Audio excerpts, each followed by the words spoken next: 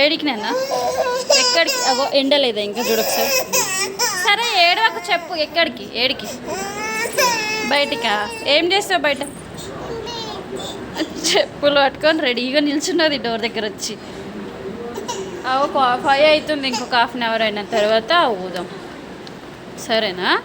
చెప్పులు తుడుచుకున్నావు మంచిగా, దీంతో తుడు. మరి కక్క అంటుంది కదా ఒకటి, తుడు చెప్పులు తుడుచుకో మంచిగా, తుడు చెప్పులు నీట్గా కూర్చొని తుడుచుకోబెట్ట. చెప్పులు తుడుచుకో నీట్గా.